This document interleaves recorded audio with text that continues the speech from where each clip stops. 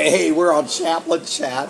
I'm at the First Church at Denny's. Today is July. You know what the day is today? I think it's the 9th. Think of the 9th. I'm with Richard, and notice here's the fork. We're at Denny's sticking out of his head. Okay.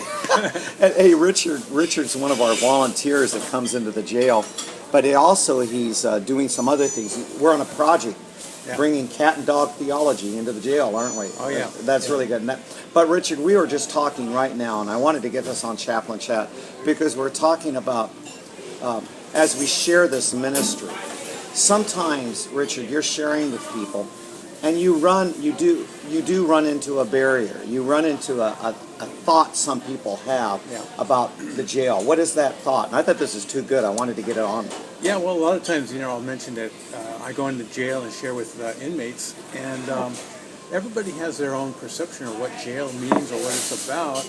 And I'll get these comments like, well, that's really nice what you're doing, but you shouldn't try to get these guys out of jail early. They've done some bad things and they need to be punished. But isn't that what we're supposed to do? We want to get them out, don't we? Isn't that what the ministry's about? Well, there's a bigger need in their life. And, yes, they need to, pay for the choices they've made, but their real need is their need for salvation, Amen. Their need for Christ.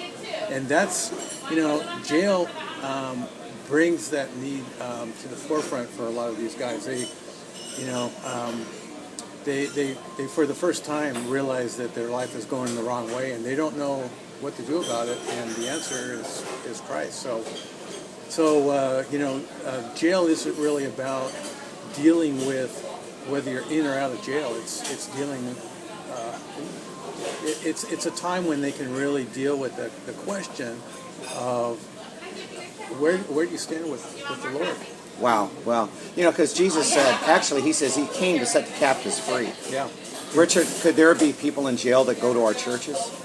Oh, yeah. Yeah, jail doesn't have to be behind bars. Wow. We can be, attitudes and behaviors can imprison us. Habits and thought life and all of that can imprison us. So, the county jail is a place where a lot of guys they're hurting. They're really hurting, and they know it. And so for the first time in their life, they're willing to confront this need that they have that only Christ can fulfill. Now we've talked about cat and dog theology. Yeah.